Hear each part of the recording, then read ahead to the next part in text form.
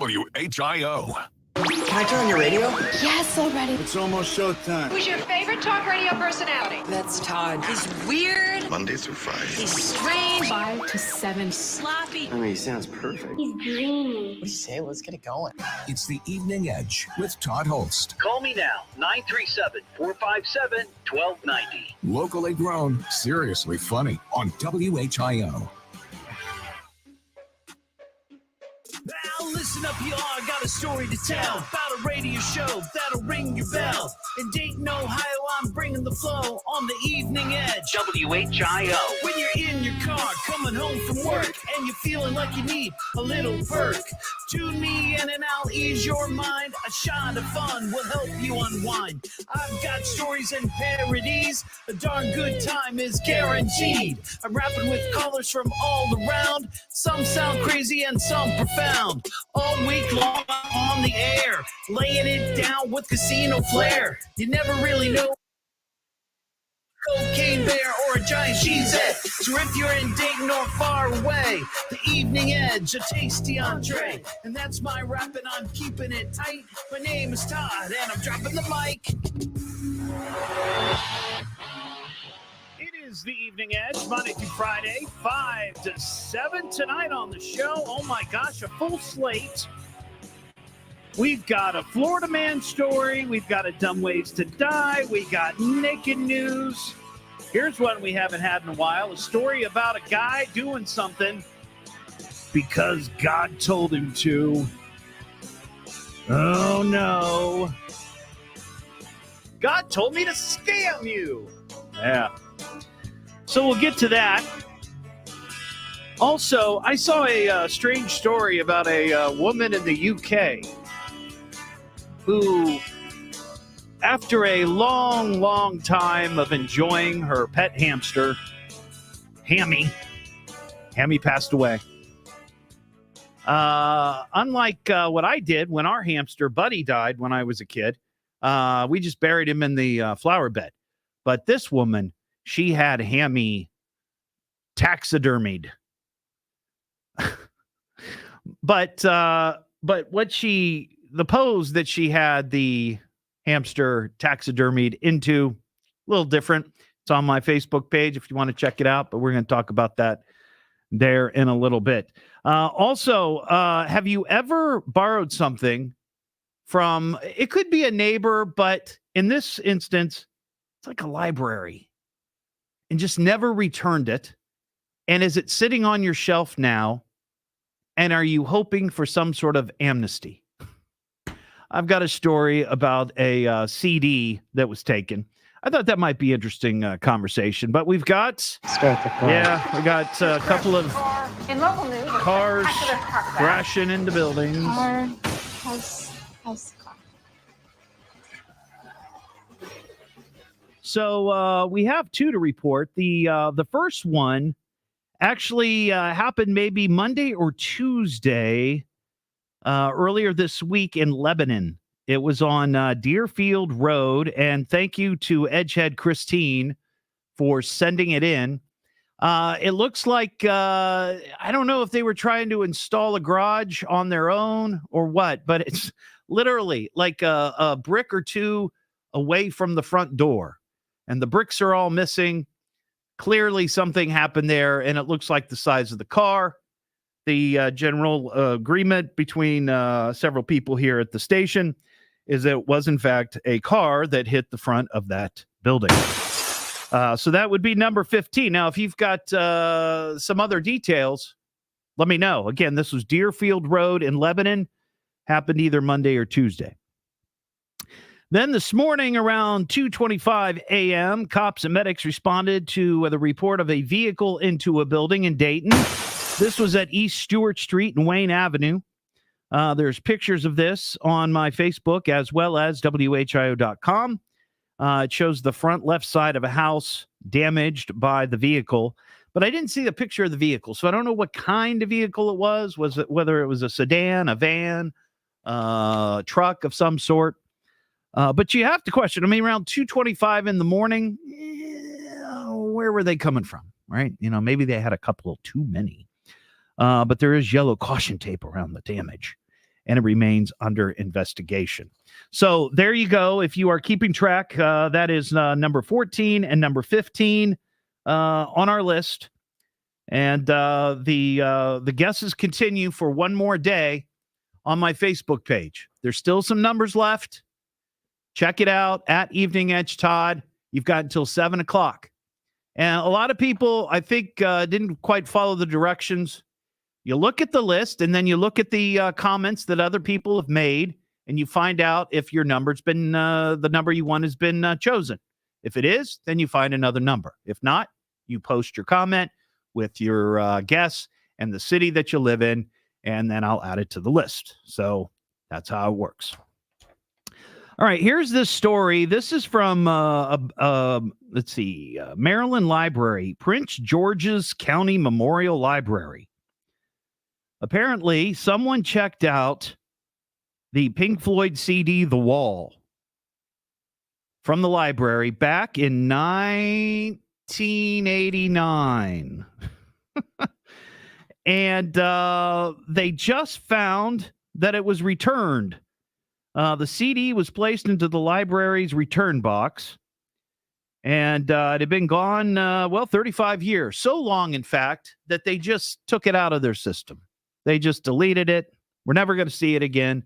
Probably some sticky-fingered teenager came in here and swiped it and took it home. But everybody there was in shock when they found that it had been returned.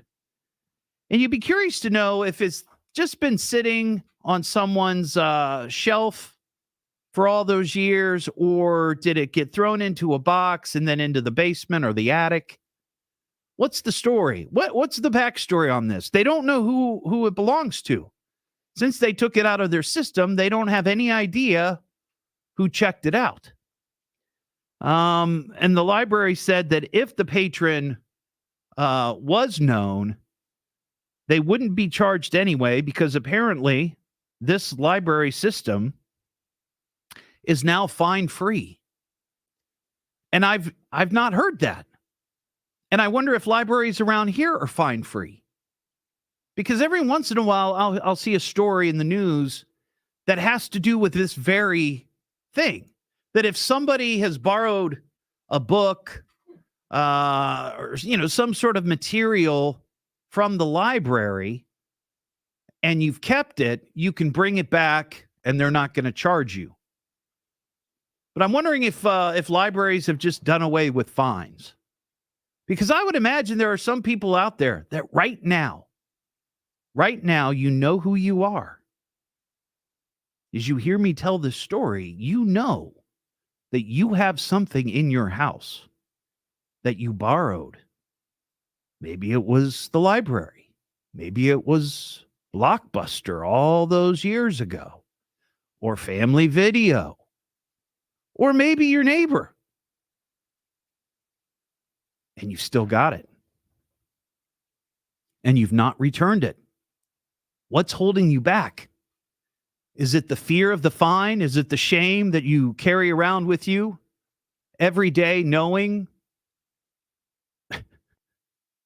that you've got a copy of Harry Potter from the Beaver Creek Library still on your bookshelf, and you're afraid to take it back? Be curious to know, if you're willing to admit, what do you have in your possession that you never returned? Maybe there could be some sort of amnesty arranged. I could be the middle guy. I could be like, an ambassador or an ombudsman. Is that it? And help you return it without any penalty. So think about it. If you got something like that in your house, 937-457-1290. Robert in Dayton. What's up, Robert? Hello, Robert. Hello, Robert? Yes. Yeah. Hello? Hey, Robert, what's going on? Yes, your crashes into buildings you were talking about for last year. Yeah, we had 157 last year. Well, I hit a house here in Dayton on 1214 on Brookline Avenue. I don't know if you had that one or not. Wait, you hit a house? Yes, on December 14th. December the 14th. Well, man, I don't know. I'd have to go back and check the list. I don't have the list right in front of me. Right. So what was the circumstance of you hitting the house? Well, I was coming down a street. Somebody came through an alley, probably going about 50, 60 miles an hour, and hit me in the rear end and knocked me through a yard and a privacy fence, and then I struck a house. Oh my gosh. Were you injured at all? No, I'm fine. The car is totaled, but whoever hit me took off. Oh, so it was a hit and run, and we still don't know who it was? Yes. No. Oh man. Oh man. Now Yeah, how does that work with your insurance? My insurance took care of me really well. As far as like totaling out the car and paying my hospital bills and everything. Yeah. I'm very lucky there. Luckily, the privacy fence slowed me down enough before I hit the house. Right. Where it wasn't as major of an impact. You could have ended up in someone's living room. Yes, easily. Wow. Well, I have to check on that, Robert. I know that we had a couple back in December where it was kind of a hit and run situation. I don't know. Do you know if it was covered in the news at all? No, I don't believe it was, but it was on 1214. 1214. Do you have any pictures? I've got a couple. Okay. Well, so if you can, get on social media or email them to me at eveningedgetodd@gmail.com. I'd love to see them. I don't know that we would necessarily add it to the list because we've sort of already announced the winner and we've moved on. But right. But it's always good to know that it's happening out there. But I just know you're always talking about it, and I thought, well, Yeah, I thought I have one he doesn't know about. Yeah, I appreciate that, Robert. Thanks for your call. Yeah, we do talk about it a lot because it happens a lot. We can't help it, right? It's become a thing. In fact, I don't want to say too much about it, but here in a week or so, we're actually going to have an official sponsor of cars crashing into buildings. I'm very excited about that. What am I listening to now? What is this? The Evening Edge with Todd Hollst. It's a radio show. It's entertainment. Spell it out. T-double-D. H. Double L. S-T. I can remember that. Locally grown, seriously funny. I'm puzzled by the whole thing. On WHIO.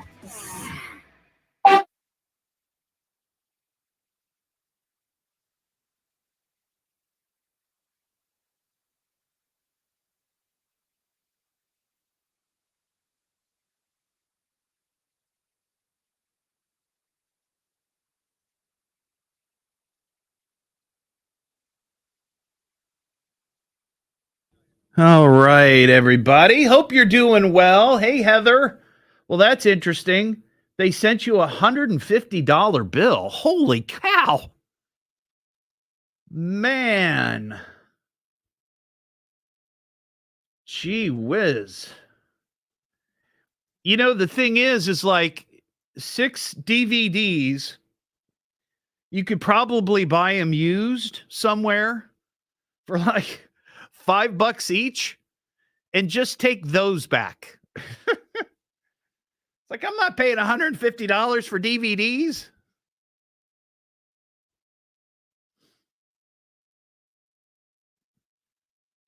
Oh, man.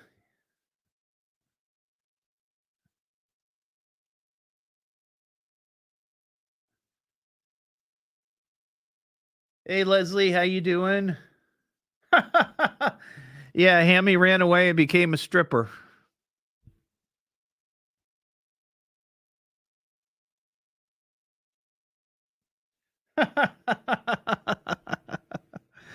That's funny.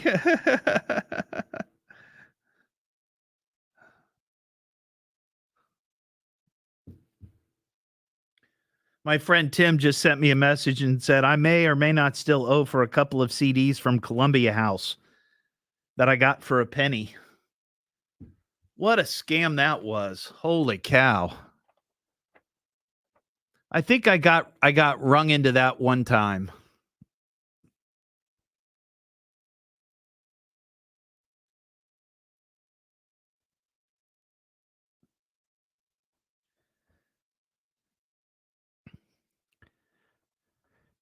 Heather, maybe I can help you get out of the fine. Hey, Lana, how you doing? I could call them and say, hey, look, trying to work this out for my friend Heather. Is there any way that we can, do away with the $150 fine?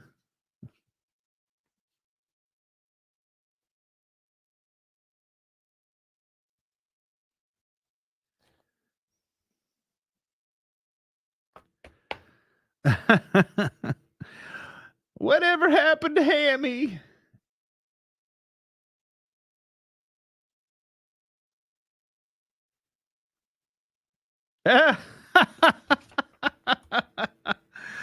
Oh, Caroline, this one's for you.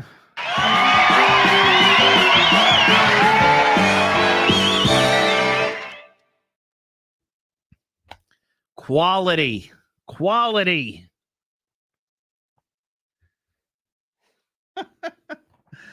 Good stuff, man.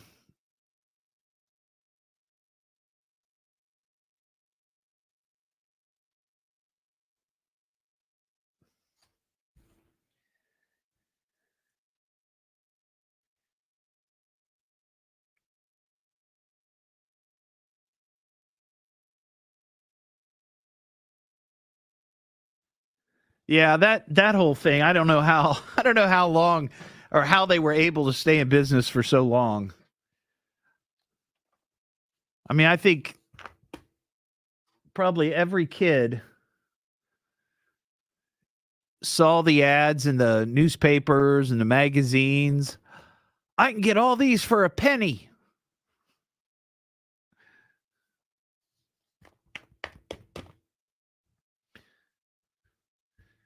Tape that penny to the little card, mail-in card, send it off. Yeah, I wonder how many of those pennies actually made it to Columbia House. How many were ripped off the card by by hard up postmen and women.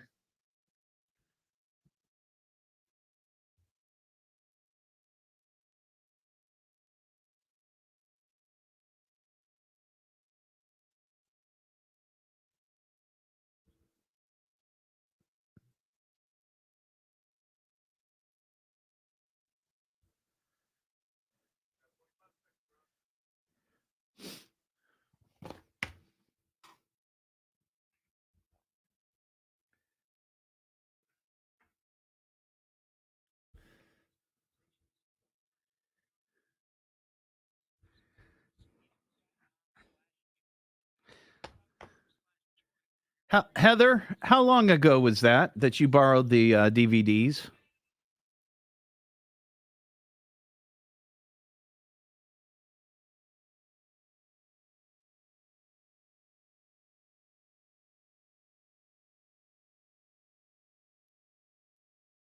Edge with Todd Hollst. Call Todd now, 937-457-1290, or message him at Evening Edge Todd. Locally grown, seriously funny on WHIO. Back here on the Evening Edge, Monday through Friday, 5 to 7. So here's the question. Are you in possession of something that you may have borrowed and never returned? Library in Maryland said that they had a copy of Pink Floyd's The Wall on CD returned after 35 years. Finally, the guilt was just too much for the Pink Floyd fan to shoulder, and he dropped it off. I'm assuming it's a he, right? I asked the question, and somebody on our live stream said that they borrowed 6 DVDs from the Tip City Library. Doesn't say how long ago. It's been a while. but returned them after 7 years, and they tried to get her on the hook for a $150 fee, a fine for 6 CDs. And my thinking is this: it's like, look, you know what the CDs or the DVDs are. You could probably buy those DVDs now for a couple of bucks at the Goodwill. You know, go get them, find the 6 DVDs, and take them back and say, "Oh, there you go. There's your DVDs." Maybe they'll let you go. They'll let you out of library jail. Candidly, that is why my wife has to use my library privileges. Because years ago, she didn't return a couple of things. And this comes up every once in a while. I just kind of hold it over her. And she lost her privileges. She lost her library privileges. So now whenever she wants to rent a book or something or an audio book, she's got to use my account. Which, I don't know, might be illegal. Is that illegal? I don't know. There's got to be some sort of amnesty for that, right? After so long, we'll let you back into the group. I'm not sure. It's the Evening Edge with Todd Hollst. Call Todd now, 937-457-1290, or message him at Evening Edge Todd. Locally grown, seriously funny on WHIO.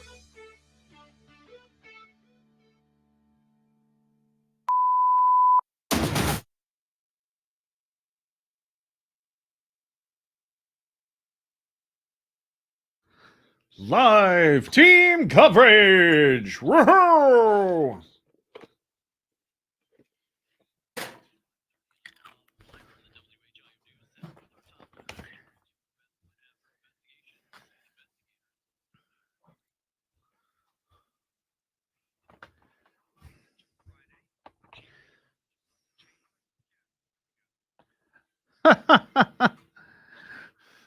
Well, Heather, did they have they let you check anything out, or are you still on their naughty list?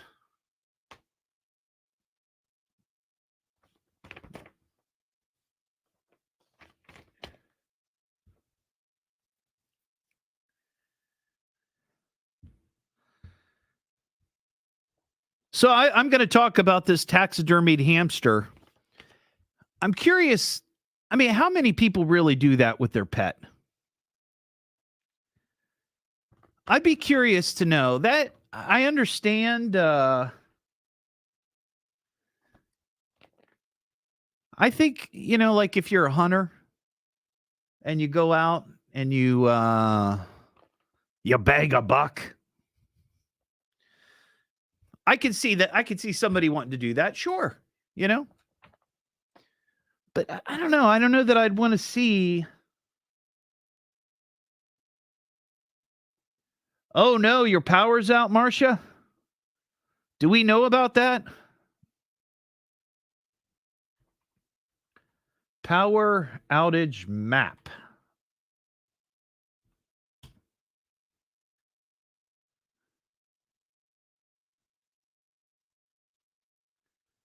Let's see. Check out outage status. No, I just want to see the map. Come on. Outage map.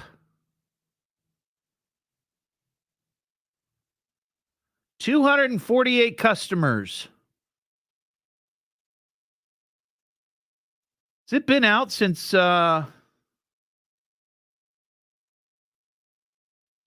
Has it been out since like 12:15 today? Marcia?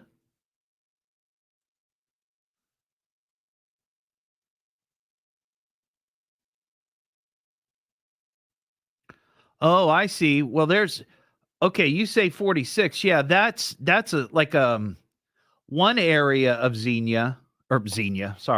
Centerville. That went out at noon. Boy, I hope it wasn't a squirrel.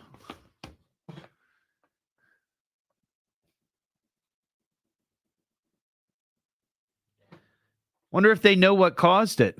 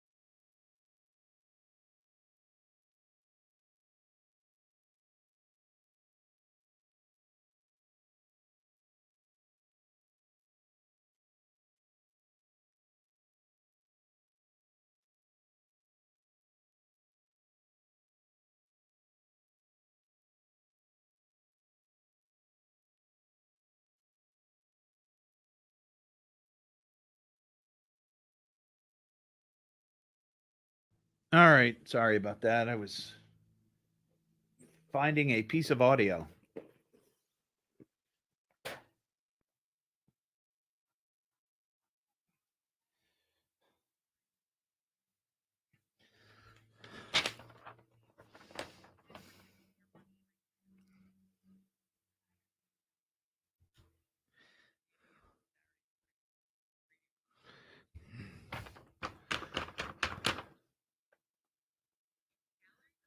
Could be.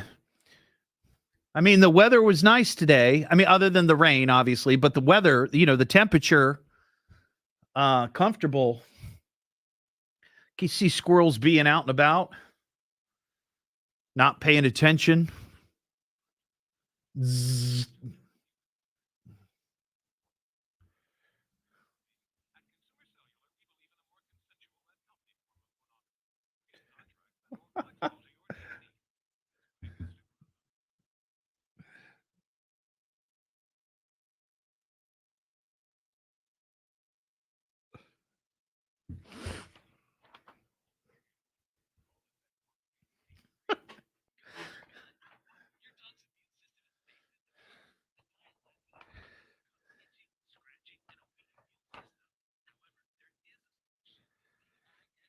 Well, but not at the substation.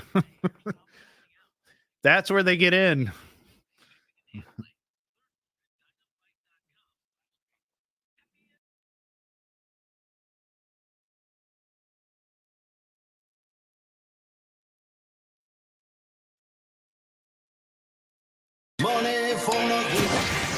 Get on the WHIO payroll and win $1,000 of our money. Download the WHIO app or visit WHIO.com for full details. Now, back to America's most listened to talk lineup, 1290 and 95.7 WHIO. Don't hesitate to call. You call me? You better call me. Damn it, get me a phone. Call me on my radio. I'm gonna call you. You got him on the radio? You won't make a simple phone call? What is wrong with you? It's the Evening Edge with Todd Hollst. Call me at 457-1290. Locally grown, seriously funny on WHIO. Back here on the Evening Edge, Monday through Friday, 5 to 7.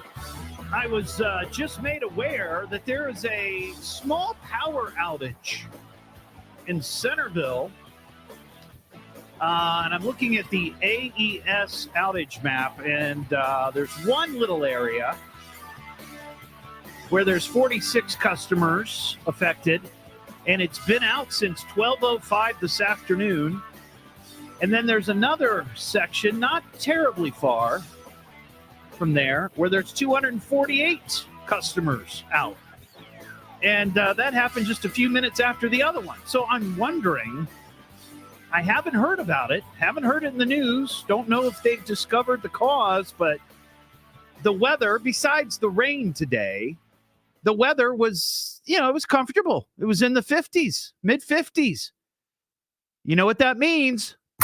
Squirrels, they're out and about. I hope one of those lovable rodents didn't get zapped. Man, oh man. It happens from time to time. Who knows? There are a lot of squirrels down there in Centerville.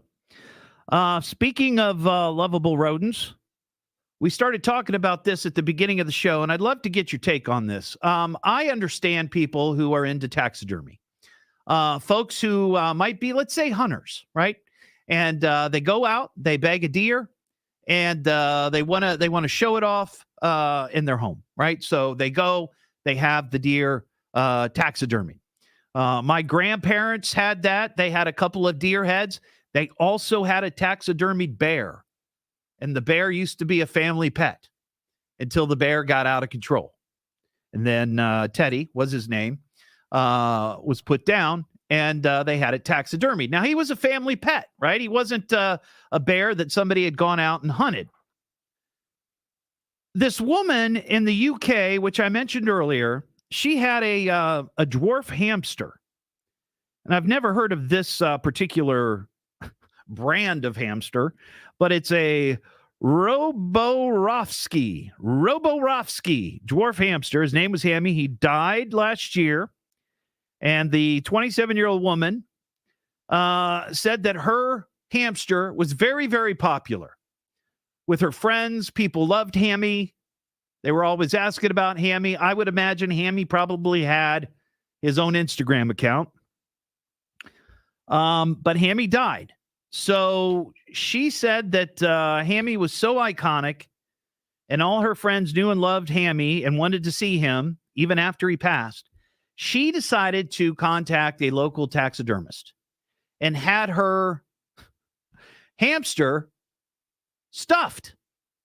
But then, to add a little bit of a twist to Hammy's story, the taxidermist placed Hammy on a small platform with a miniature stripper pole and sewed a thong onto Hammy, which was stuffed with tiny dollar bills. Now, if you'd like to see this beautiful picture of Hammy riding the pole, you can check out my Facebook page.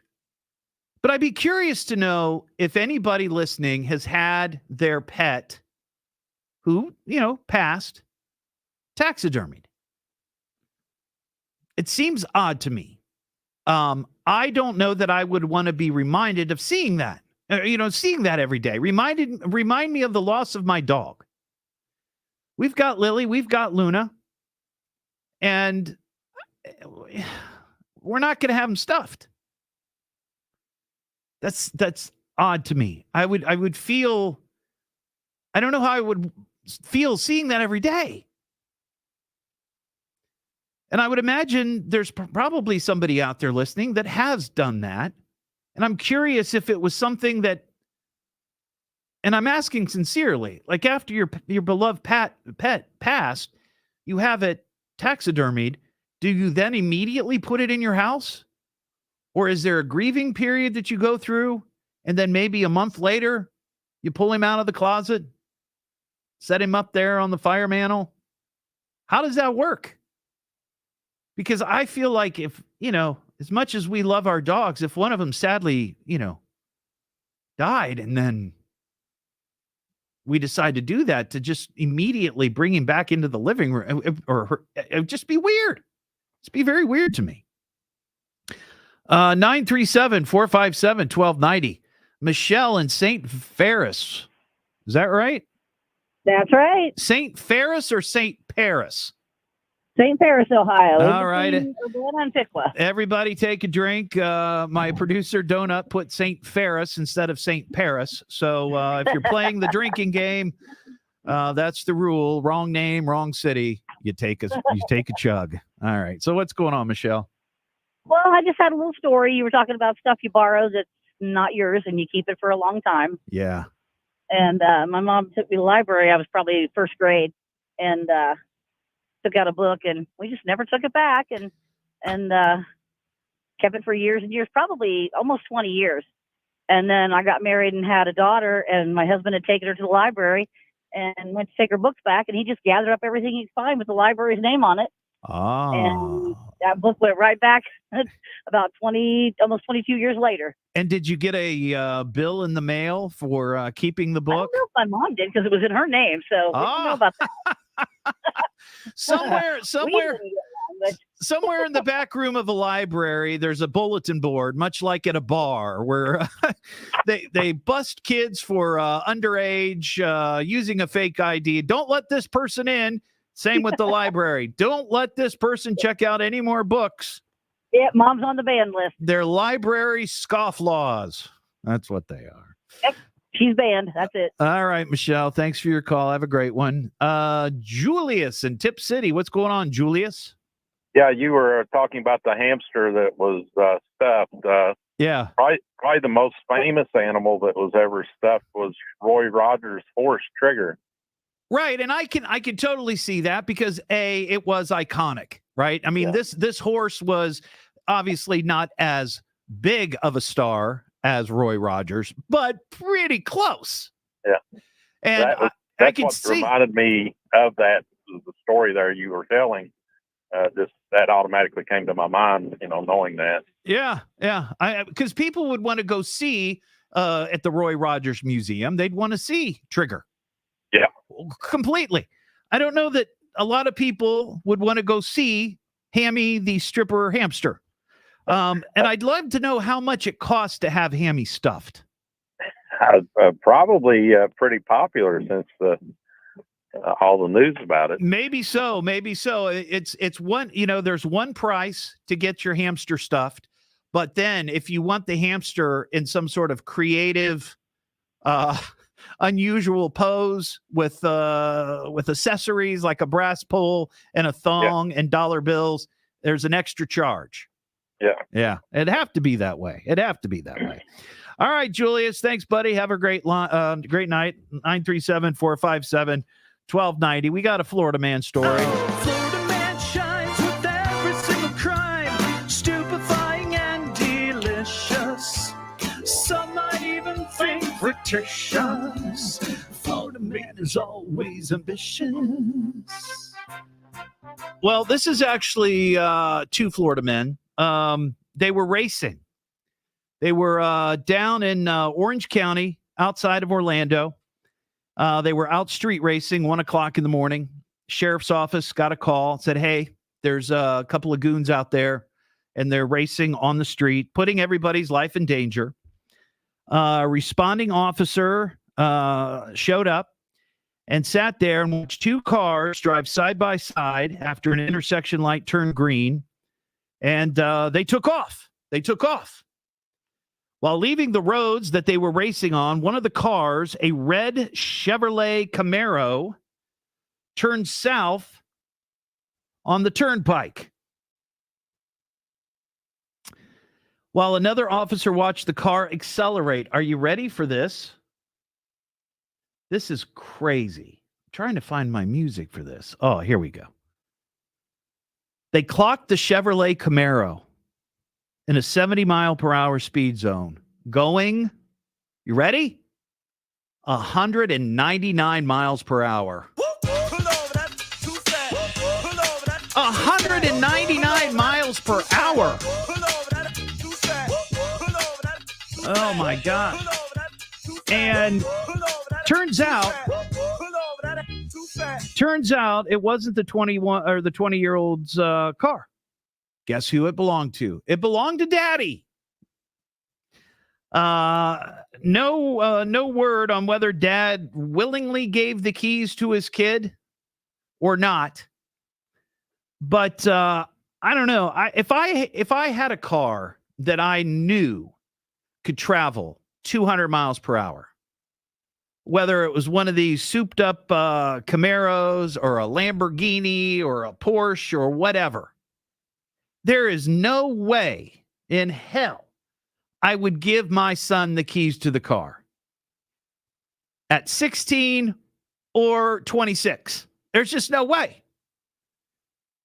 That age group, they can't be trusted with a car with that much power. And I know that because I was in the same boat. I had a car that it couldn't go that fast, but it could go pretty fast. Pretty fast for me. There's just no way. Officials found the car was registered, like I said, to the driver's father. Upon searching the vehicle, cops also found a video camera mounted to the back window, which they believe was there to capture videos for their driver's Instagram account. Well, there you go. Almost 200 miles an hour, putting everyone's life at risk for a few clicks. What am I listening to now? What is this? The Evening Edge with Todd Hollst. It's a radio show. It's entertainment. Fill it up, punk. Double D. Double L. S-T. I can remember that. Locally grown, seriously funny. I'm puzzled by the whole thing. On WHIO.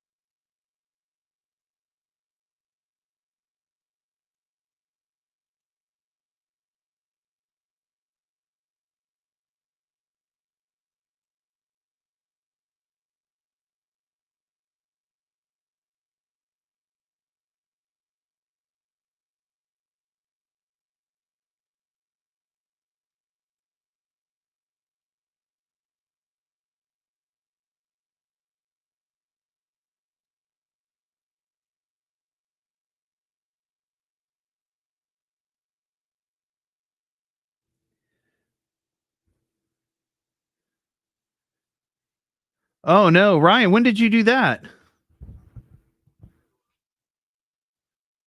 Hope you were okay.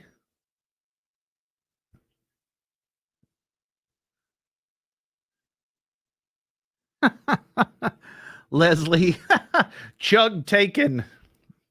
Oh, wow. 19. Was it like, how bad? How bad was it? I mean, like serious damage, or did you just bump it?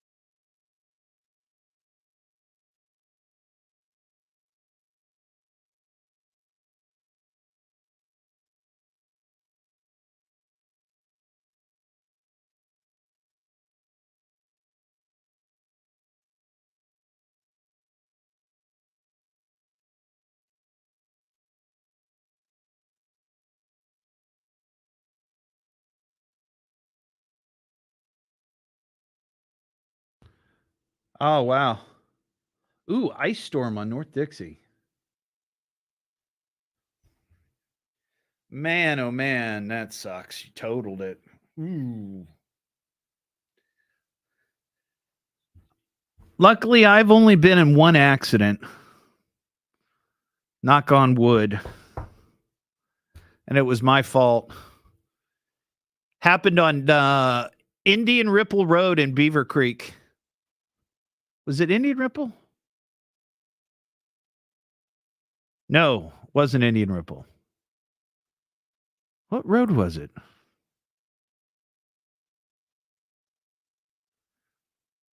Crap, I can't remember. I tried to pass a couple of cars on the left, and I was in a passing zone. But one of the vehicles I was trying to pass because I was late to work was a truck. And I didn't see that in front of it was a vehicle trying to turn left, and I smashed it. No, it's where Kirkmont Church is. It's like the heck is that? Shakertown. Shakertown. That's where my accident was.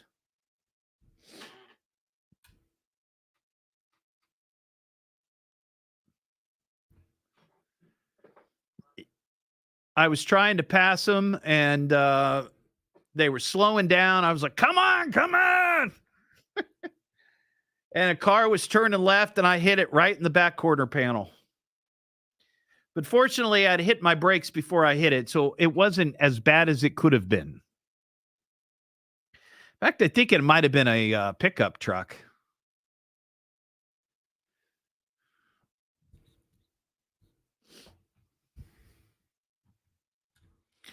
But there were two people in the car, and they were like, oh, yeah, we're fine. Don't worry about it. You know, we exchanged info, but hang on, we're coming back.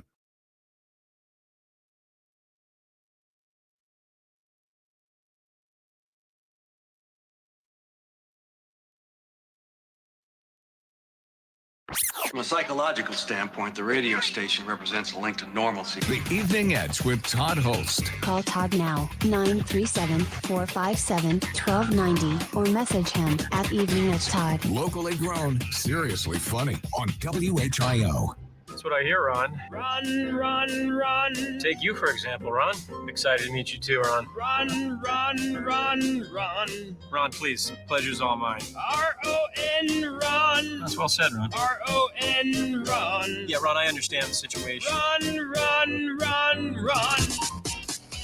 Hey, Ron, you down there? Sure am. So, today we had a performance here in our building.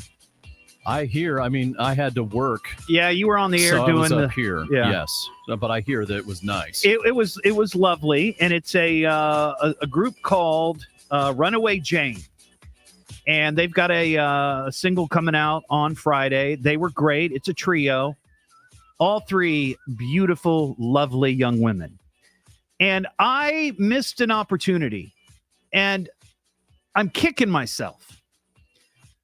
So I got to meet him, and I talked to him a little bit while we were having our pictures taken and whatnot. I asked them about their background and how they met and all these things. And Nancy Wilson, the program director of K99, says, hey, I'm taking them upstairs to cut some liners. Would you be interested in interviewing them? And I said no. And the only reason I said no is that I was in the midst of working on something else. And I didn't think that I was going to have time. And honestly, I don't know a ton about the band. Mm-hmm. Well, you know what I found out after the fact? What's that? The three members of the band are Natalie Stovall, Stevie Woodward, and a woman by the name of Jennifer Wayne. Mm-hmm. Jennifer Wayne is a granddaughter of legendary actor John Wayne. I did not know that. And I thought, after I heard that, I thought, holy cow, sure, I would have talked to them about their music. They were great. They sound great. They got a fiddle in the band. Yeah. Just wonderful. And they also smelled wonderful too. That's a little creepy, but I'm just telling you the truth. That means something. It does. That does mean something because the opposite is not good. That's right. They put it on.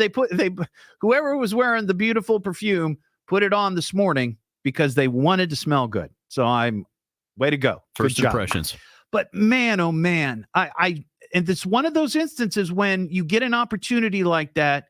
Don't be a Todd. Don't pull a Todd. That's right. That's right. Take the chance. Take the opportunity. Right. Lean into it. Don't be like, I'm fine. And then you find out later that, here she is related to one of the most iconic actors of all time. I grew up watching John Wayne with my grandpa and my dad. Who didn't? I know. I could have asked questions about John Wayne, which I'm sure she probably gets sick of, but well, she kind of, she knows it's coming. Yeah. So, yeah. She has to. Totally blew that. Well, maybe your example will help others. Exactly. Make yourself feel better that way. Don't be a Todd. That should be on a bumper sticker. What am I listening to now? What is this? The Evening Edge with Todd Hollst. It's a radio show. It's entertainment. Spell it out, punk. T-double-D. H-O-double-L. S-T. I can remember that. Locally grown, seriously funny. I'm puzzled by the whole thing. On WHIO.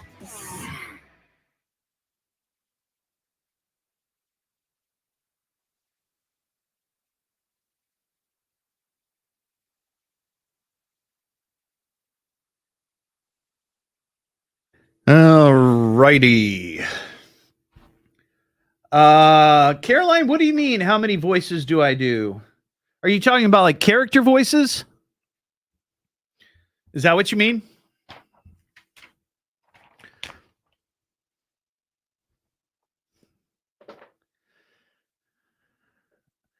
Well, I'm pretty versatile. I can do all kinds of voices and come up with characters. But there's, it's not a ton of use for that in what I do. There's some. I'm working on something. But yeah, I can do voices. I do some impersonations or impressions, but which is my favorite? Wow. Well, here's the thing about impersonations for me. It's like I can do like certain phrases. It's not like I could carry on an entire conversation, right? Like like last night I was doing Casey Kasem. Right? I can add number 1 with a bullet or something, it's just like little, you can kind of get the mannerisms and then, but I can't sit here and do an entire conversation, Here's your request and dedication. Yeah, it's whatever. So I want to hear the best impersonation. I always did Jimmy Stewart pretty good. You see here, you're being screwy, you see. I don't do them very often, so I'm kind of out of practice. Oh, Sean Connery, I've done that before. Shaken, not stirred. But anybody can do that. It's not that hard.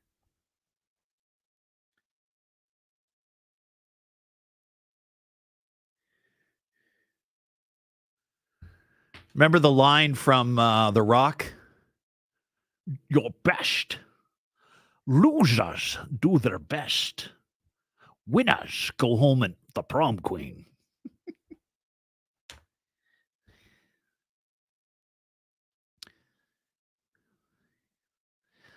I like doing Johnny Carson, but just like that's wild stuff. I did not know that. It's more of like what's his name? The guy that did all the impersonations. I can't think of it. Was it Richard? Richards? Rich Little. Rich Little. It's almost like I'm doing Rich Little doing Johnny Carson.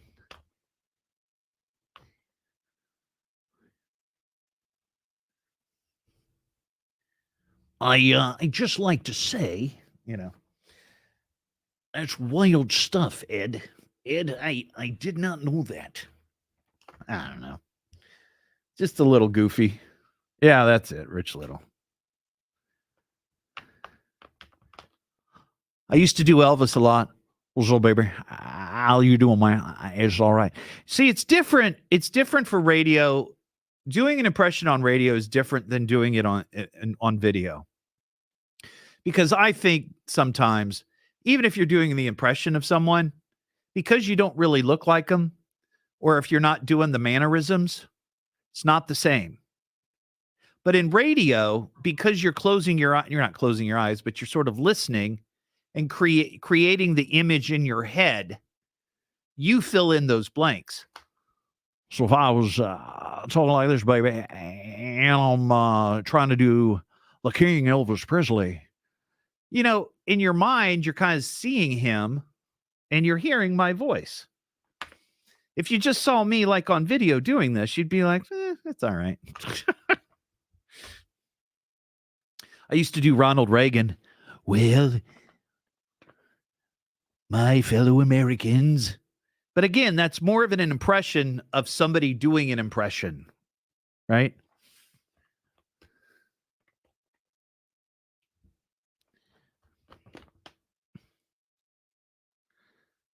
But I used to do those a lot more often when I was early on in my career.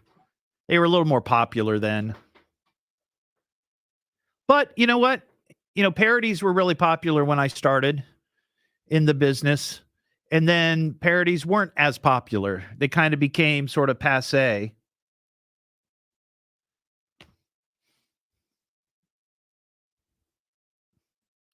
Thank you, Caroline.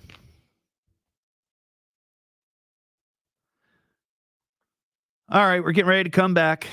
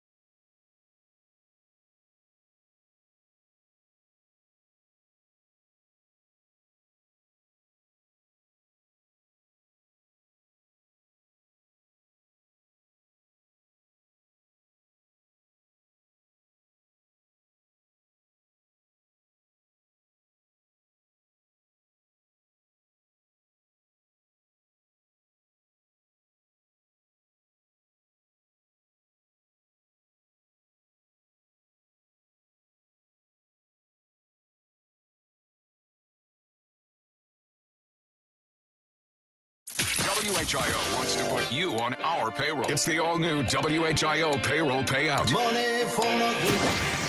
Get on the WHIO payroll and win $1,000 of our money. Download the WHIO app or visit WHIO.com for full details. Now, back to America's most listened to talk lineup, 1290 and 95.7 WHIO. I believe it's about that time. Turn the radio on, man. This is my friend, Todd. He makes me laugh. From Dayton, Ohio. Oh, super! What a crack, Todd. Would you please just listen? Really fun. And it's free. Oh boy, this is great. It's the Evening Edge with Todd Hollst. Call me now, 937-457-1290. Locally grown, seriously funny on WHIO. Oh, you can't see me, can you? Well, that's the magic of radio, baby.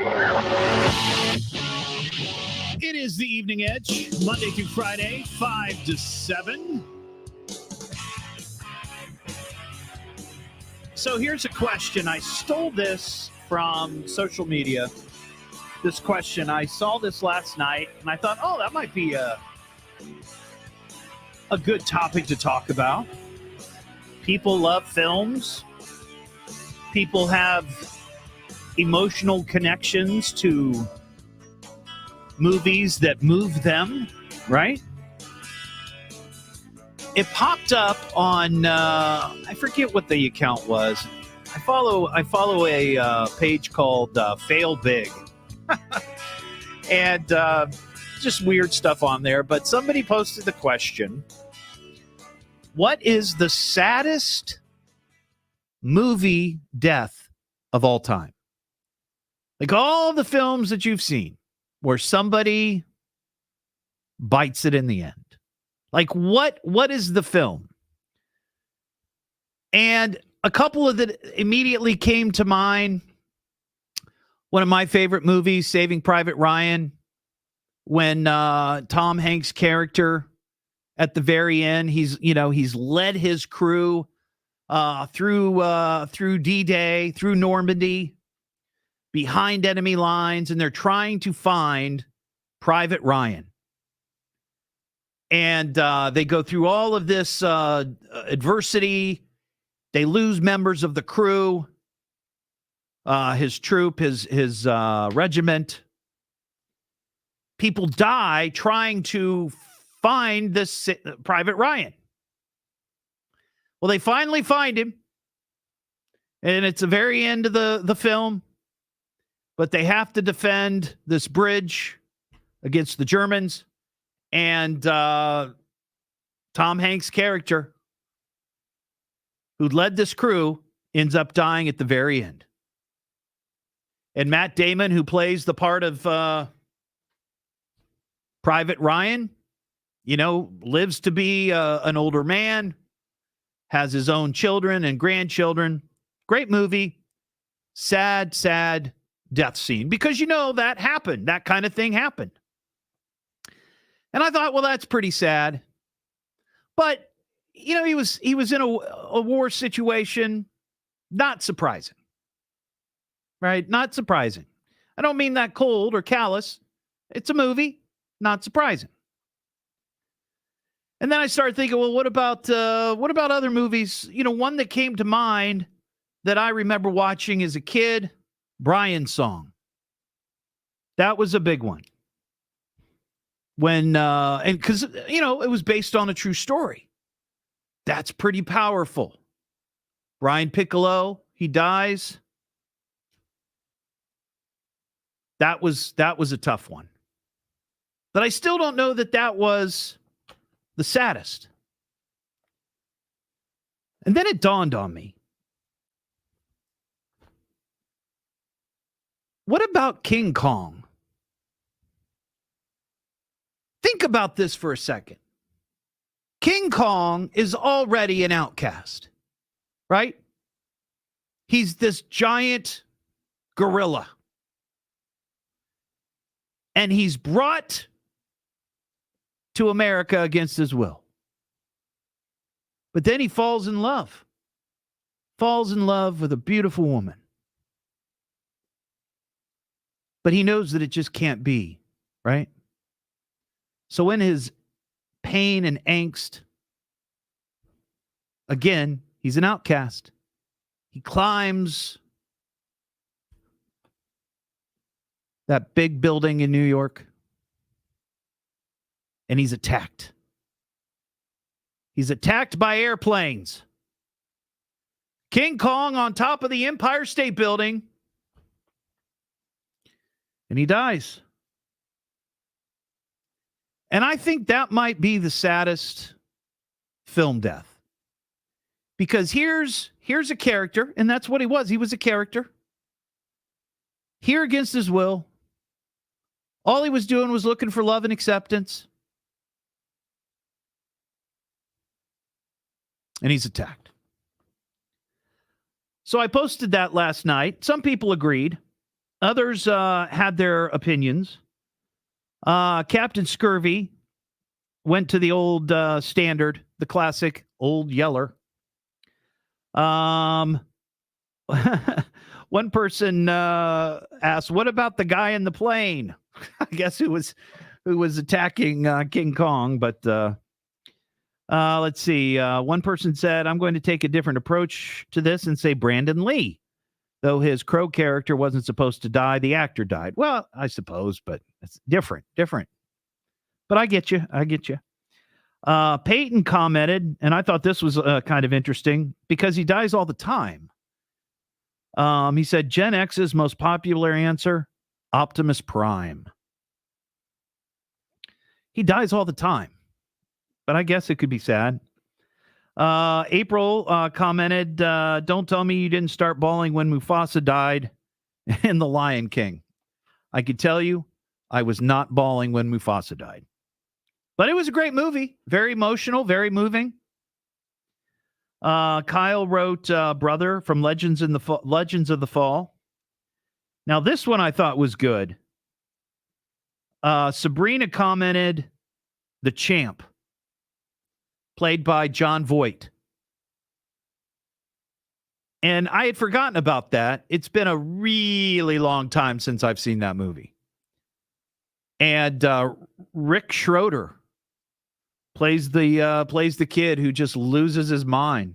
Just unbelievable grief. That was pretty solid. Craig mentioned John Wayne. Well, we just talked about John Wayne in The Cowboys.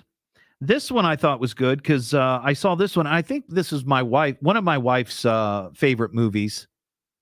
Probably because it is sort of sad, but Thomas J. in the movie My Girl. Macaulay Culkin. Let's see. Dick writes Spock dying in The Wrath of Khan. And then Dave commented Rose in the Titanic when she jumps off the ship after the diamond that she threw in there. No, she didn't fall off the ship. She just died in her sleep. But, those kinds of things. So if you got one that really moved you, that's memorable to you, 937-457-1290. Randall in Springfield. How you doing, Randall? Not too bad. How you doing, Todd? I'm doing well. Do you have a great sad movie death? Well, I agree with one of your other listeners. I believe when Spock died in The Wrath of Khan, I mean, that just moved me to no end. I mean, I'm a big old nerd that way, though. Yeah, that was a big one. I was never a huge fan of Star Trek in the original, genre, like the original cast. I just didn't get into that. I became a Trek fan later, but I certainly love all of those films with Spock. So I totally get it. 100%. Yeah. That's a good one. That's a good one. All right, Randall, I appreciate your call, buddy. 937-457-1290. Trying to think of some of the other ones. People that have, died at the end. I can't think of any right offhand. A lot of the movies I watch, don't usually, it's usually, I don't know, it's comedy or something. I'm not sure. Oh, South Park, Kenny. Yeah, he dies all the time. Let's see. Some people, The Green Mile. Now that's a good one. That's a good one. Good call. I saw that one, Caroline. That's right. The Boy in the Striped Pajamas. That was so sad. That was terribly sad. Thank you for reminding me of that one. I haven't seen that one in a while. I'll have to check it out. But if you got one, 937-457-1290. What am I listening to now? What is this? The Evening Edge with Todd Hollst. It's a radio show. It's entertainment. Fill it up. T-double-D. H-O-double-L. S-T. I can remember that. Locally grown, seriously funny. I'm puzzled by the whole thing. On WHIO. The Storm Center 7 forecast is wet through about midnight tonight. Then we dry things out.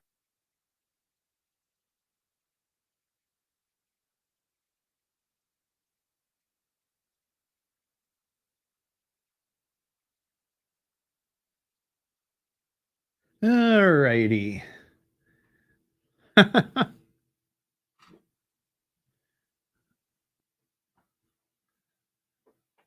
Oh, Love Story. Yeah.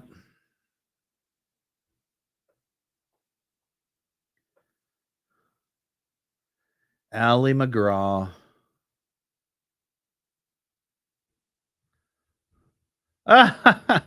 Mark, I get it. I understand. Gene Simmons.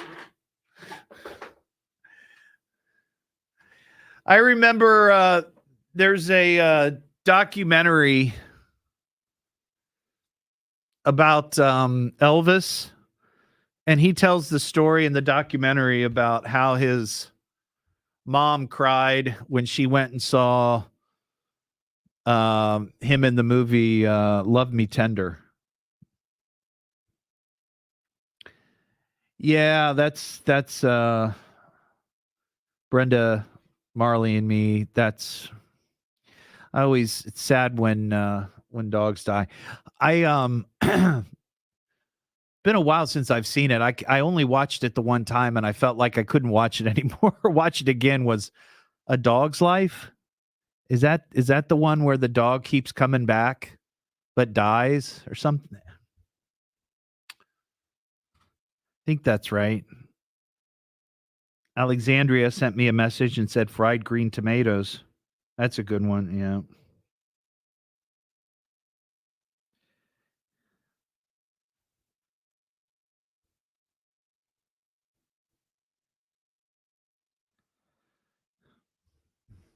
Oh, that's right.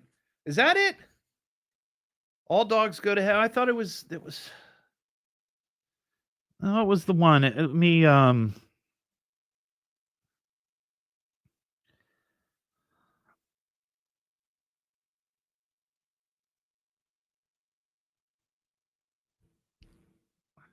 A Dog's Purpose.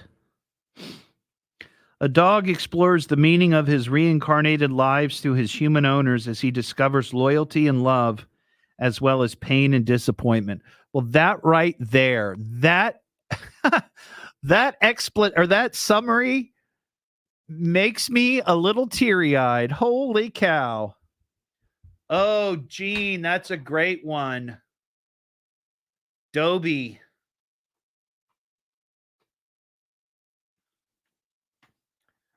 Man, that's a good one.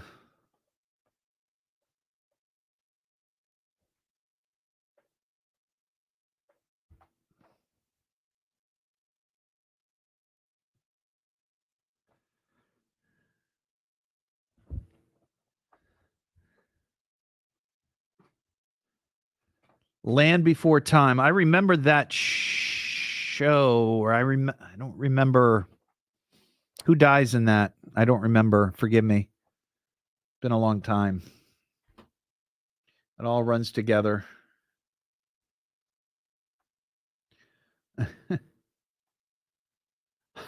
All the dead kids in Willy Wonka. Did they die though? I thought they were just they were sent to another part of the factory.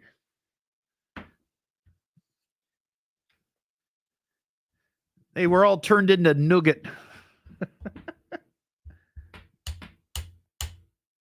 Mom dinosaur dies, yeah.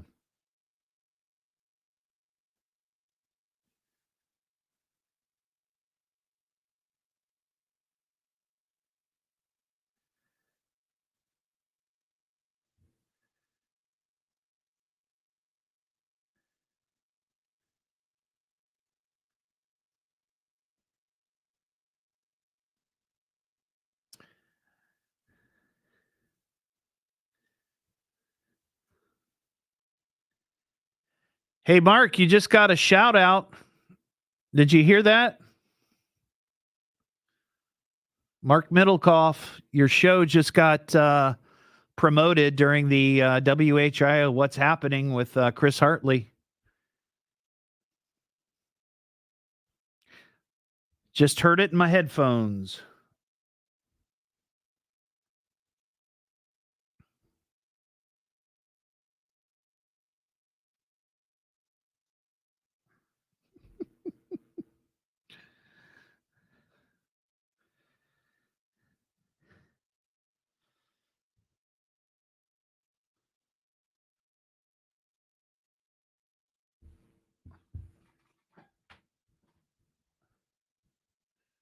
They covered up all the deaths. That's quality.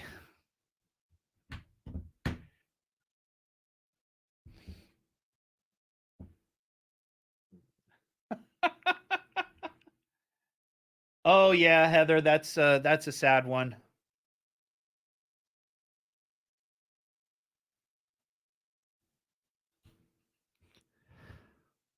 Do you ever watch the Les Mis with Hugh Jackman? I love that movie. Oh my God. All right, we're coming back.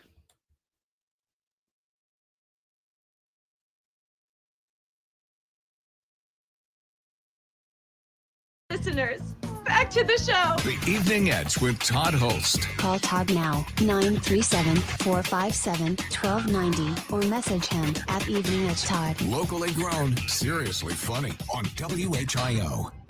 Back here on the Evening Edge, Monday through Friday, 5 to 7. Blatant ripoff of social media last night. I saw this question. What's the saddest death in movie history? I went with King Kong.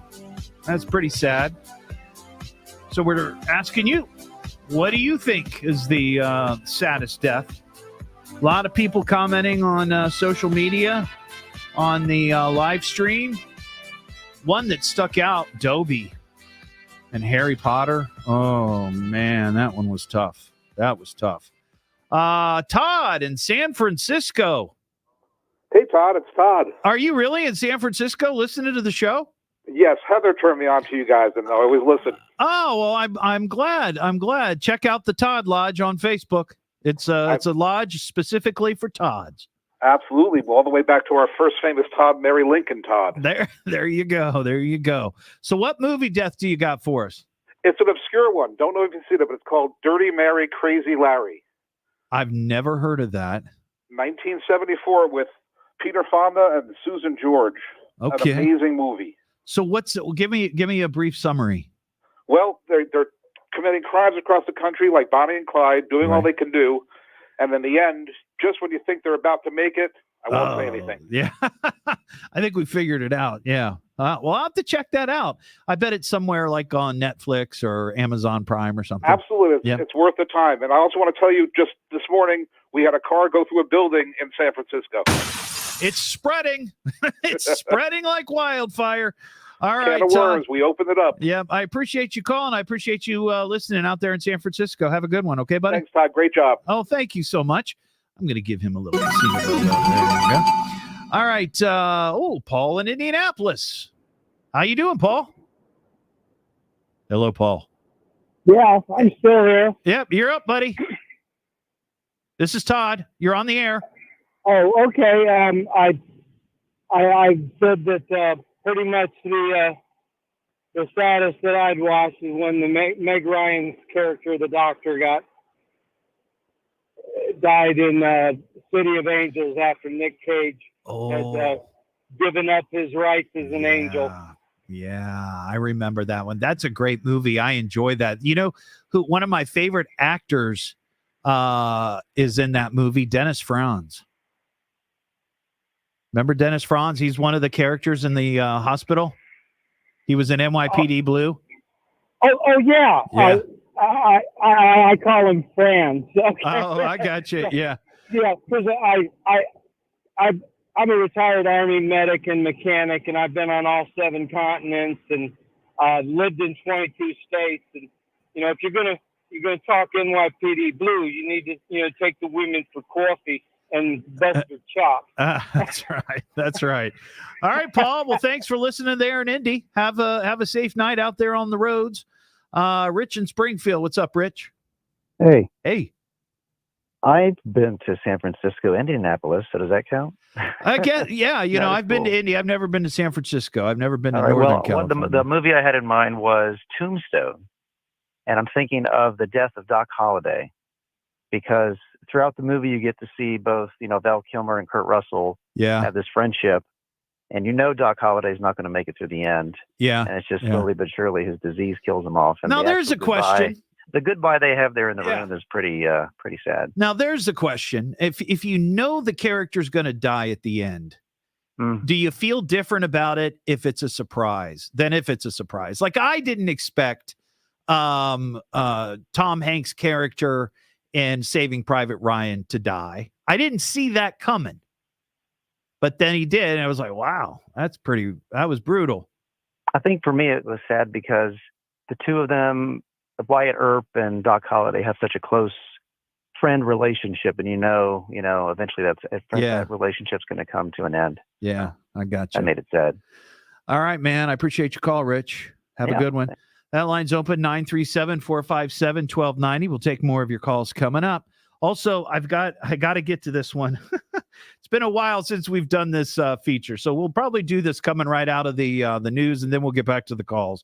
God made me do it.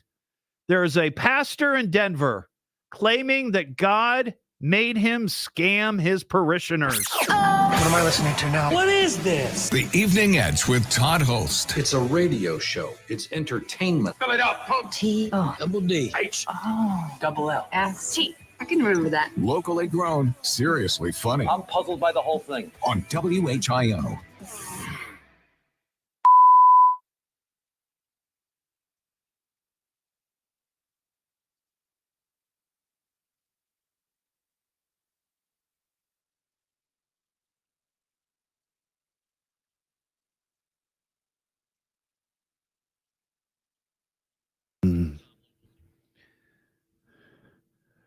Heather, I don't know.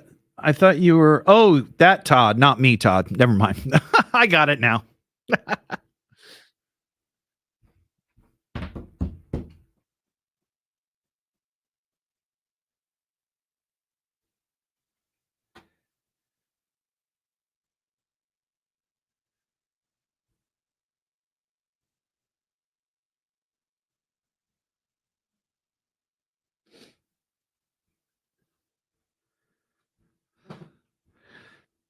Now, there's the question, though, Captain Scurvy. Did Tony Soprano get it in the end?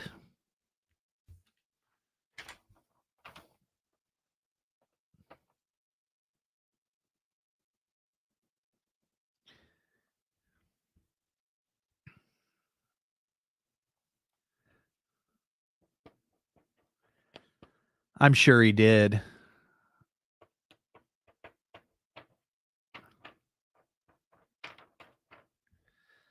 I'm sure he did.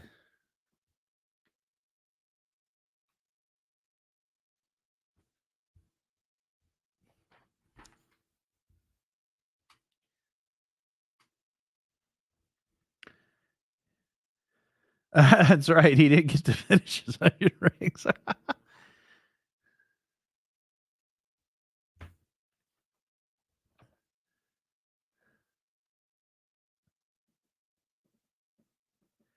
I did think, though, that was probably one of the best endings for a show, and I know a lot of people didn't like that, but I thought it was brilliant.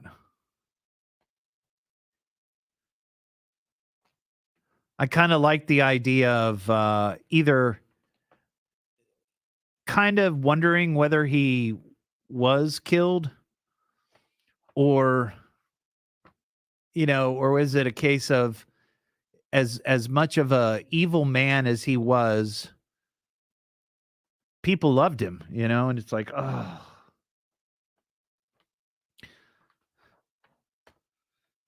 I can't believe they killed Tony Soprano right there on camera. Leslie, you think it was a dream? Pretty sure the director has talked about this. I don't know what the can't remember what he said.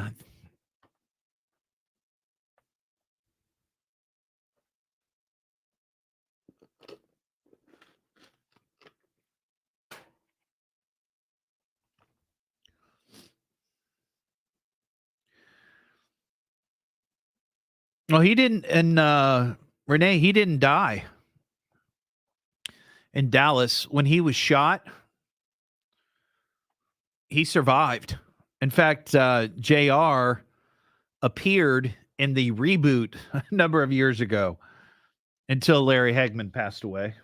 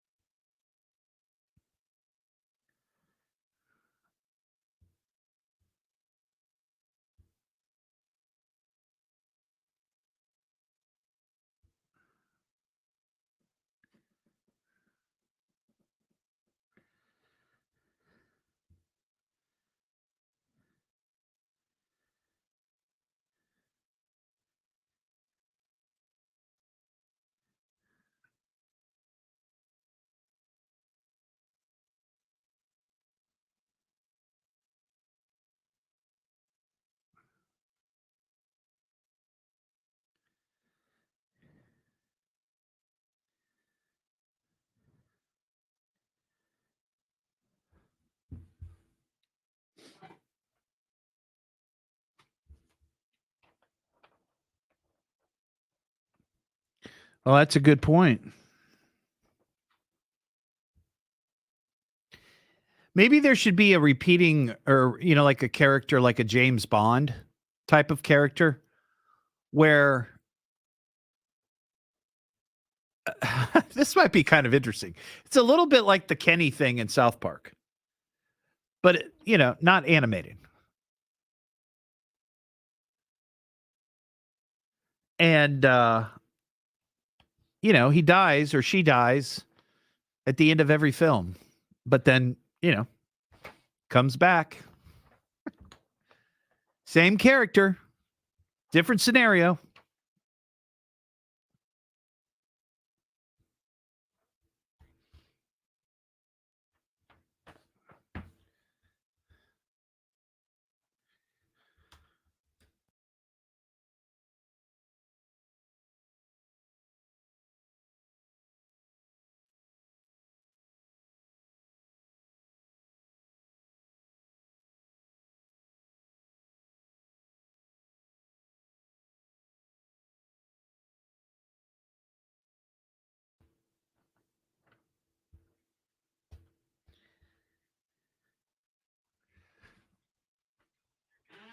All right. Get ready to come back. Hang tight.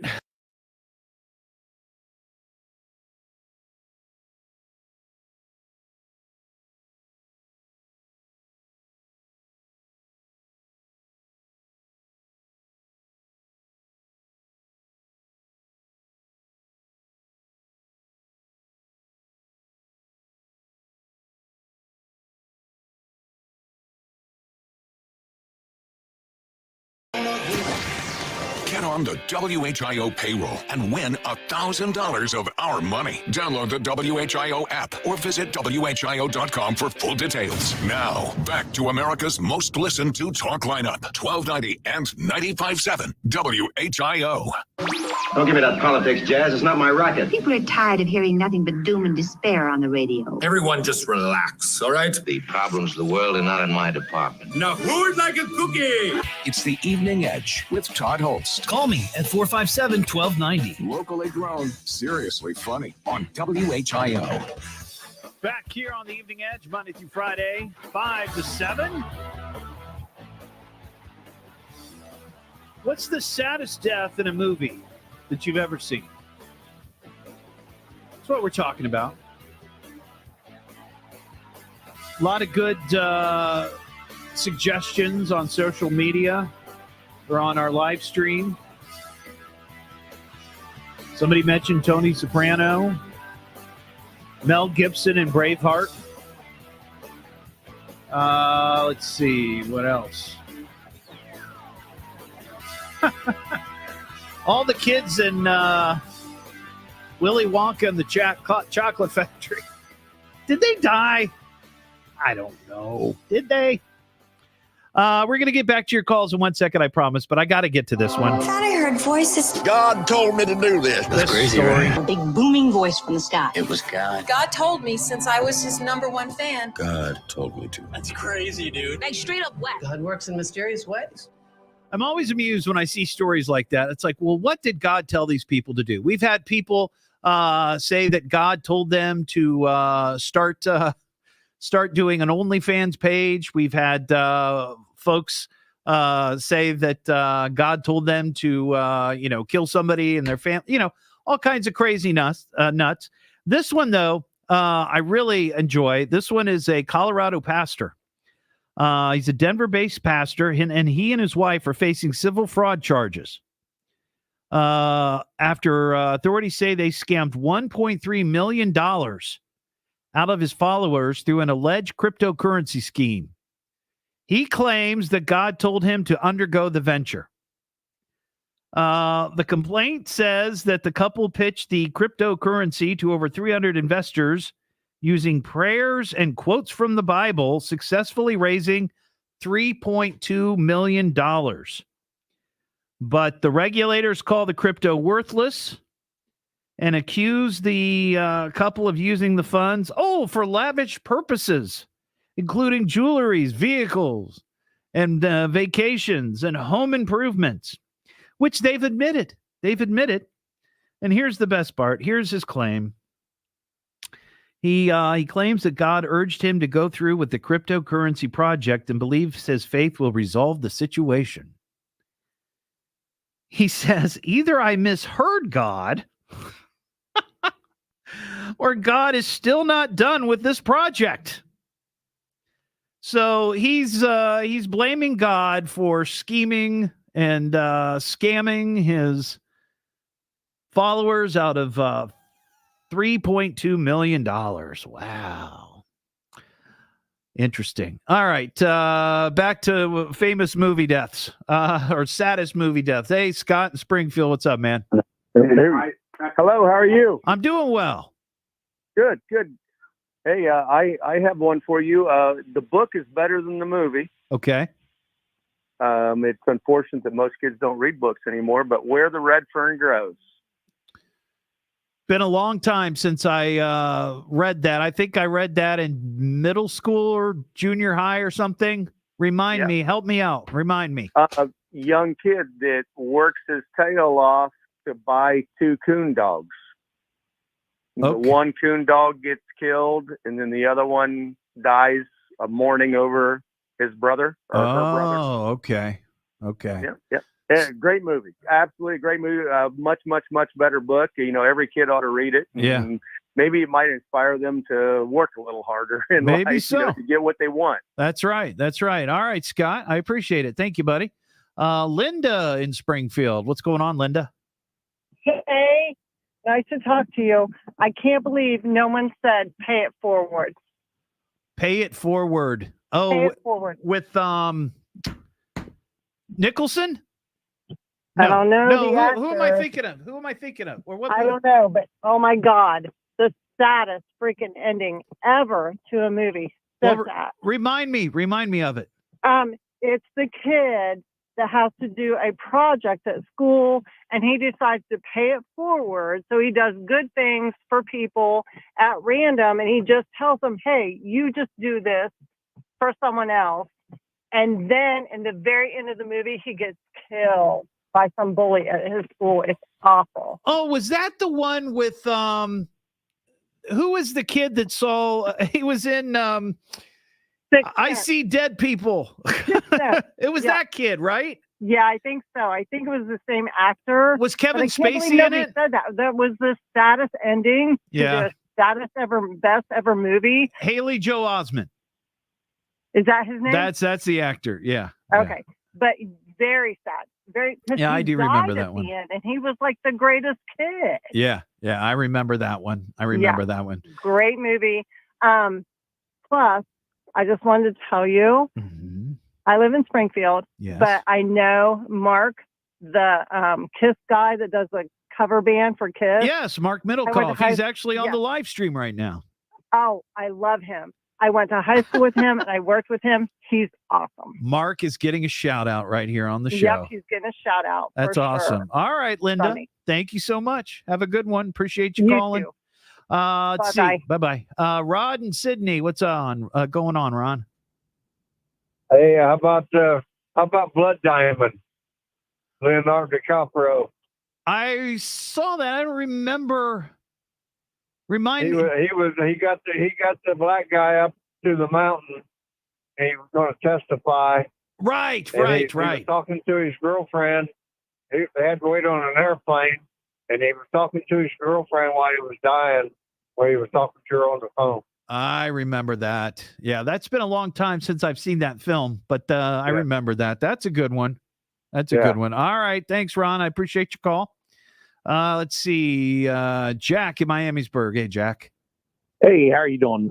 Hey, I'm enjoying the show. Oh, thank one you. That comes to mention that I could watch it hundreds of times is Kelly's Hero with Telly Savalas and in German. Yes. Yeah. I think I remember seeing that a long time ago with my dad. Yeah, when they tried to get over, there was a lot of characters in there. Yeah. The gentleman that played the captain on Love Boat. I can't think what his name was. Gavin McLeod. Yeah, Yeah. Gavin McLeod. Yeah. And all of them. I mean, that was a historical movie that they did, and a lot of good. They worked and worked and worked to get over there, and then it ended up that they finally ended up getting shot trying to get to freedom. And I thought that's, that's a tough one. That's a tough one. It is. Yeah. It is. It just shows the effort that the military has. Sure. So, yep. All right, Jack. I appreciate that's a good one. Have a good night, buddy. Let's see, Gary in New Carlisle. What's up, Gary? Hey, man, what's going on with you tonight, Todd? You doing good? I'm doing all right. I'm doing okay. It's a little rainy. out there, and I'm wearing. I'm not wearing flip flops, but I'm essentially wearing house slippers right now. Well, you're not going barefoot, are you? No, not going barefoot. First of all, one of the saddest movies, Brian's Song. Oh yeah, somebody mentioned that one when Brian Piccolo died. Yeah, and then if you ever get a chance to interview John Wayne's granddaughter, ask her how she feels about USC taking his exposition out of their college in Orange County, renaming John Wayne Airport back to Orange County Airport. I will ask her. The next time I see her, Gary. I appreciate your call. 937-457-1290. Now, here's one Jackie mentioned, and this is a good one, too. Oh, man, I watched this movie, read the book, and then we watched the movie in junior high, The Outsiders, when Ponyboy dies at the end. Oh, man. That's, is it Pony? Is Stay Gold? Oh, Johnny died. That's right. Ralph Macchio's character died. But Ponyboy was his friend.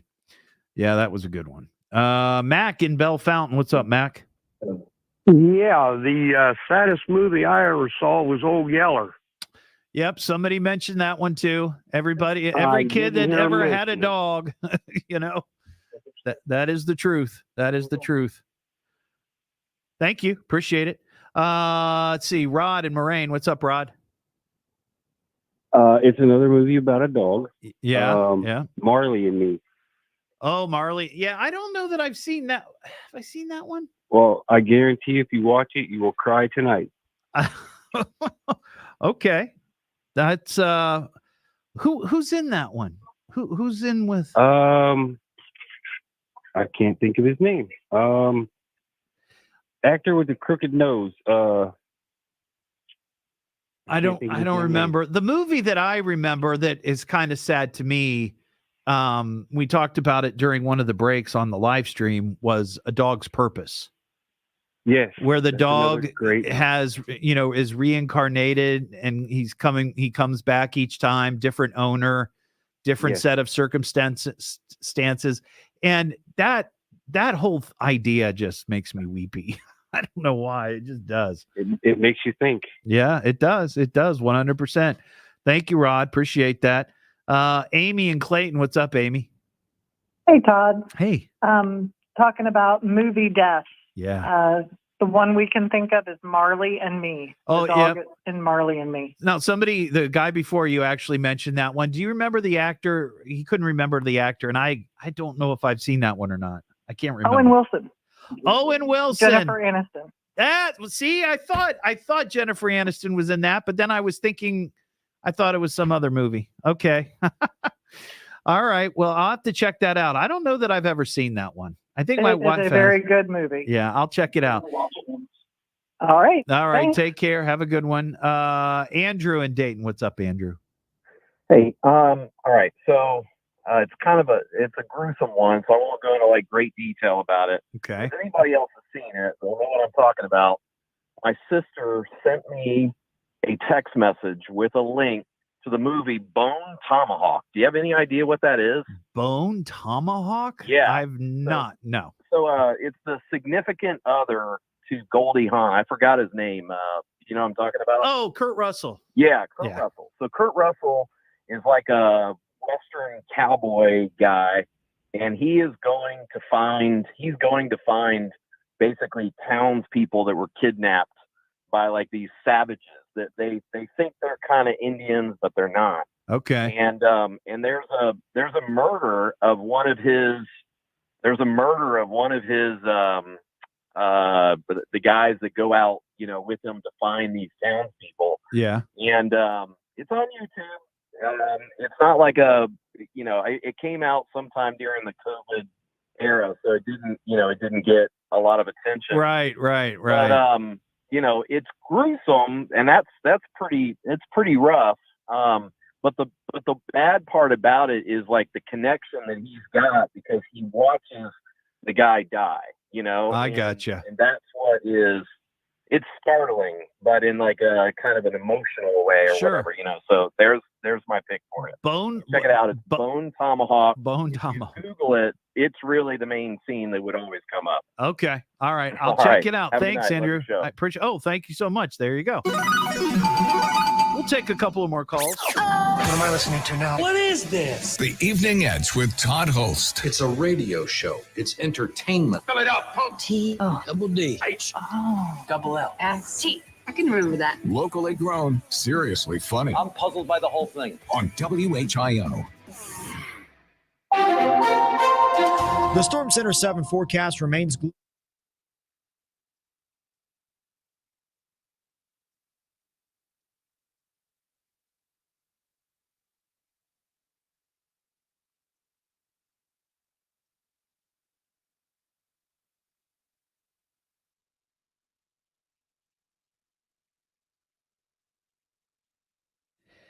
Yeah, Leslie, I think that was probably the last movie that I cried over.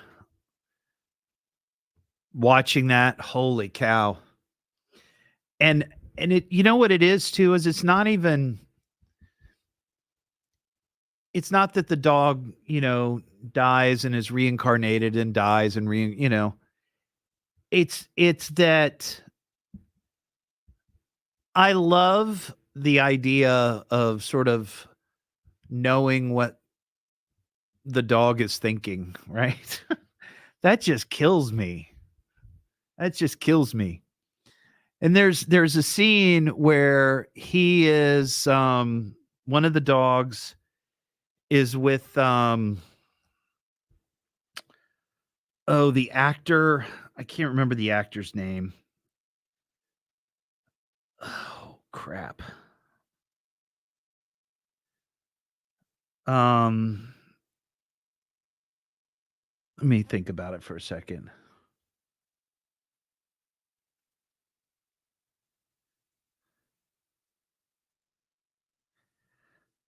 Dennis Quaid. And the dog's talking about how, he hates the fact that the dog's talking about Dennis Quaid, where he's talking about how his owner always smells like what you understand as alcohol.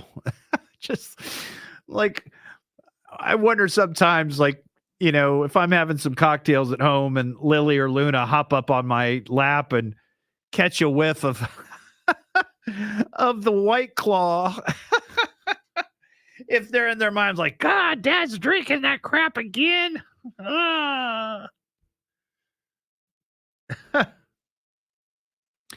But boy, oh boy, that makes me, I might have to watch that this weekend.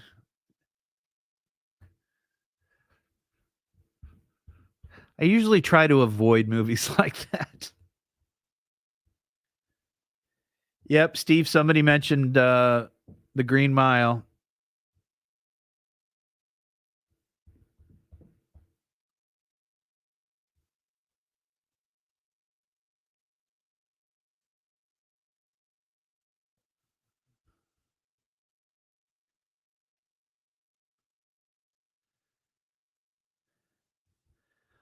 Oh, wow.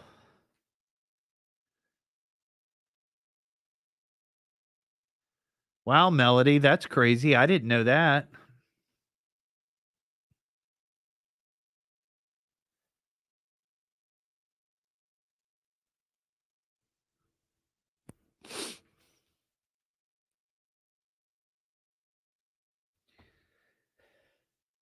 Where's that on?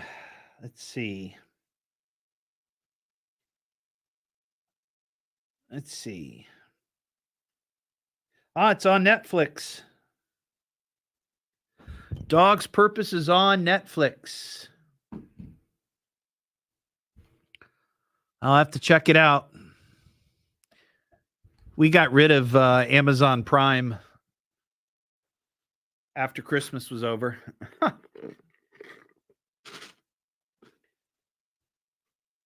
So if it ain't on Netflix or Paramount or Disney,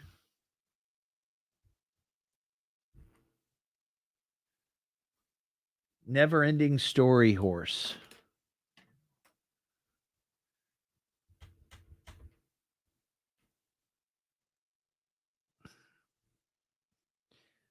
Yep, Alexis, somebody mentioned that earlier. That's a good one. The Boy in the Striped Pajamas. That's terribly, terribly sad.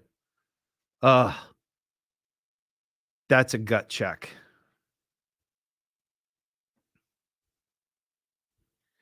That is a gut check.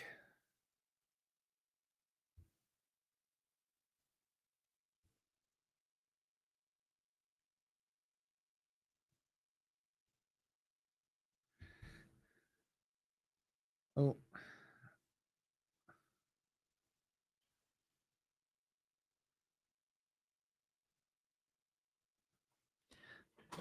I was waiting for somebody to say Darth Vader.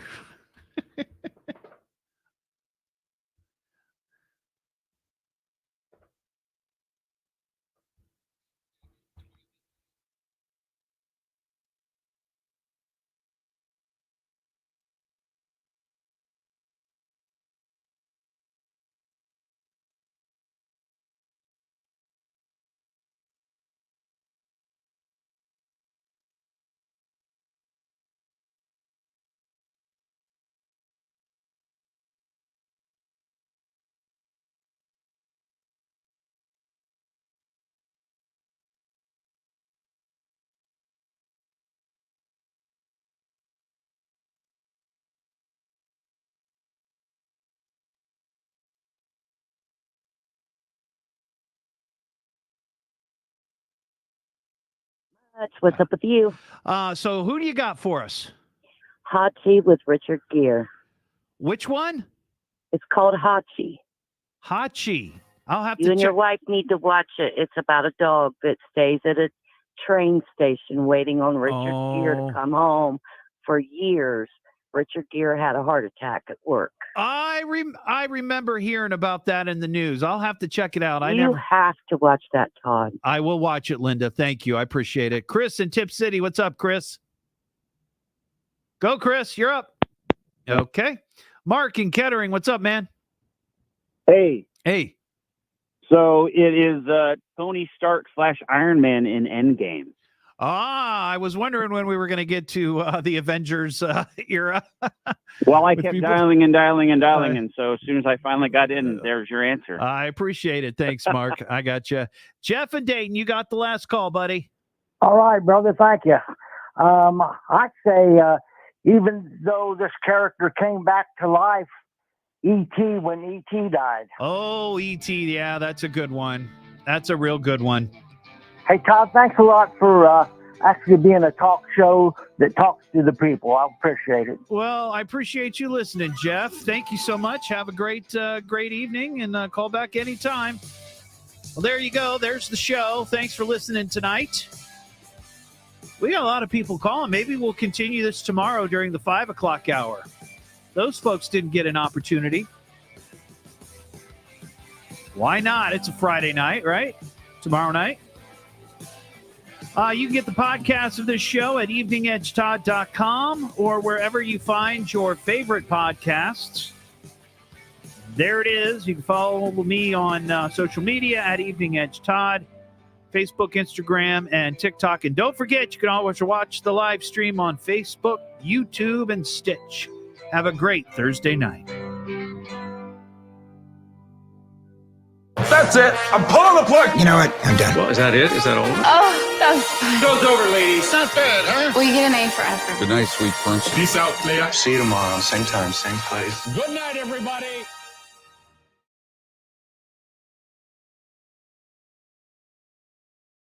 Peace out, folks. Have a great night. Maybe we'll do this again tomorrow night. It's a pretty good topic.